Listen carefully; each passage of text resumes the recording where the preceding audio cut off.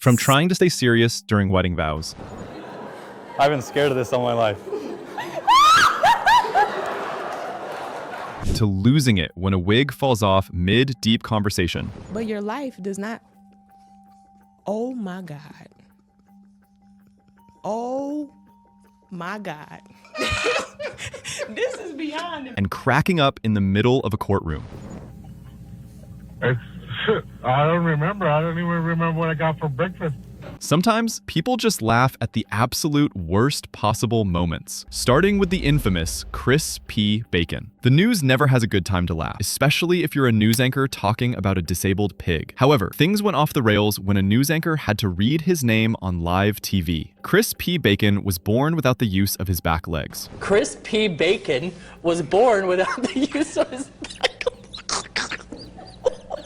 He started laughing non-stop while trying to stay serious, even though the story was meant to be wholesome and respectful. Oh my God.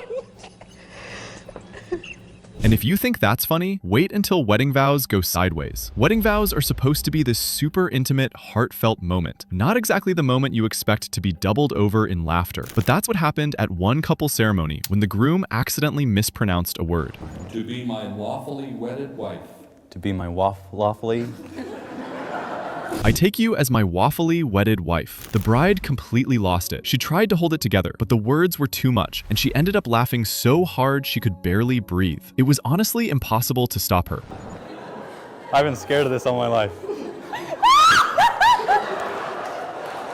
The wedding officiant didn't seem impressed, struggling to keep the ceremony moving while the couple couldn't stop laughing. Speaking of trying to stay professional, some models had an even harder time keeping it together on live TV. One of the most memorable live TV moments happened back in 2006 when Washington, D.C. news anchors Jim Vance and Maureen O'Connor went completely off script. During a segment, they were showing footage from a Paris fashion show featuring model Siri Wozniak, who had a rough time on the runway, falling not just once, but twice while walking for Vivienne Westwood. We're going down once. A young woman wearing that pink skirt and the orange platform shoes never quite recovered after that. There she goes. The young woman wearing that pink skirt and the orange shoes never quite recovered. As soon as the clips played, both anchors struggled to stay professional. They tried to control themselves, clearing their throats, but the laughter just kept bubbling up. The female news anchor even poked fun at them for laughing. You could basically feel the tension breaking in the room. You try walking in those shoes.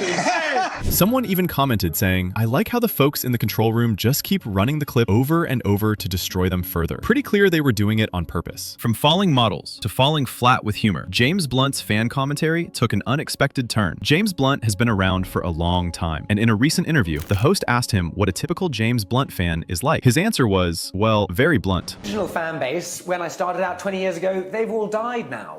So, really... Well, my initial fan base when I started 20 years ago, they've all died now. The comment was so unexpected and dark that the interviewers immediately burst out laughing, even though it was a little inappropriate. He explained that the kids of his original fans basically hate him now because their parents overplayed his music so much. So those kids, they don't like the music. Speaking of laughs you can't contain, Mila Kunis completely lost it on set. During the filming of Ted, Mark Wahlberg and Mila Kunis were shooting a car scene, but it quickly turned into chaos. Mila couldn't stop laughing at Wahlberg's lines, grinning uncontrollably and covering her face the entire time. Hello?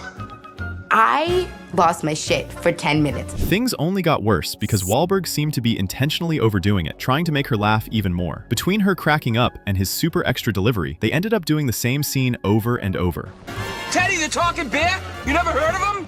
He's fucking famous. If movie sets can't contain laughter, it's no surprise the courtroom can't either, at least for Johnny Depp. The court is basically the absolute last place you'd want to laugh. Serious rules, tense atmosphere, and everyone watching your every move. But Johnny Depp completely lost it during a witness testimony, proving that even the most formal settings can go totally off the rails. It all began during a witness testimony. Right off the bat, the witness was vaping on the video call like it was completely normal and casual, ignoring how bizarre it looked to everyone watching. The line. So the incident was May 21st, 2016. Someone in the comments said, vaping, driving, and testifying. This dude takes multitasking to a whole new level. And honestly, they're not exaggerating. And then, as if that wasn't chaotic enough, he started casually driving without a seatbelt, all while still on a court call. She was really always nice. All right, this is my last. Be nice. All right, this is my last. One line the witness said in particular had Depp cracking up. I don't remember. We don't have cameras on the hallway. I'm gonna show you what has been marked as Speaking of interviews gone wrong, Matthew McConaughey and Kate Hudson couldn't stop laughing either. Kate Hudson and Matthew McConaughey were doing an interview for their movie when the interviewer's accent completely threw them off. On top of that, the way he kept repeating his words in such a strange and unexpected way had both of them cracking up, barely able to answer anything. Fool's gold. Fool's gold. You do a lot of crazy stuff in this. Things got even worse because of the interviewer's expression. He didn't look amused at all. If anything, he seemed offended, which only made Kate and Matthew laugh even harder. What was supposed to be a smooth, professional interview turned into a hilariously awkward moment, just showing how quickly things can spiral.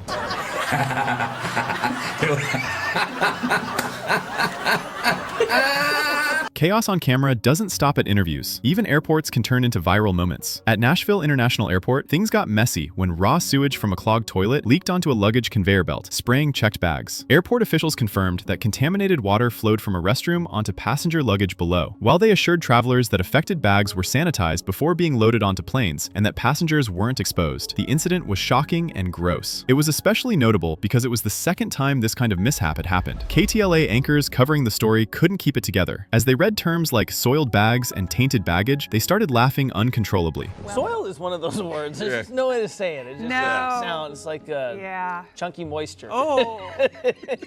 The airport promised to fix the restroom layout, while some flights were delayed as staff cleaned affected luggage. Between the sanitation chaos and the anchor's reactions, it became a viral TV moment. Here's the deal. Here's the deal. Just wait. This is just it. We're on TV. We're on TV. There are people watching. If cleaning up luggage can get this crazy, imagine what happens when people get creative with money. Just ask Dave Ramsey. On The Dave Ramsey Show, a caller in Baby Step 2, his debt paydown stage, called in with an aha moment. She wanted to start a home organizing business. She thought she needed licenses, classes, and up to $5,000 to get started. Dave immediately pushed back, saying if she was naturally organized, she didn't need any expensive certifications. He told her she'd built the idea up way bigger in her head than necessary. He encouraged her to just get out there, hand out business cards, and take jobs without overthinking it. She said she'd charge $100 to $200 per job. And when Dave asked where she got that number, her answer was unexpected. Where'd you get that number? Out of my butt.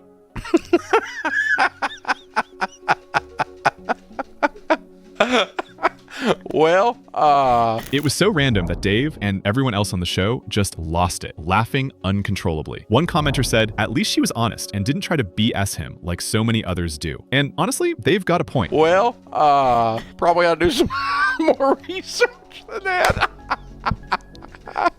Even serious talks can go off the rails, especially when wigs are involved. This woman was in the middle of a serious conversation about her relationships, life goals, and personal reflections. She was speaking thoughtfully about trusting God, setting personal milestones like marriage, and reflecting on past experiences, really getting into the heart of her story. But out of nowhere, her wig fell off mid-sentence, completely breaking the moment. I take time to listen. Yes. And build that relationship, and that's what I'm enjoying, to get to know him better and trust him in places that sometimes my heart hasn't believed, you know, and being patient with that process.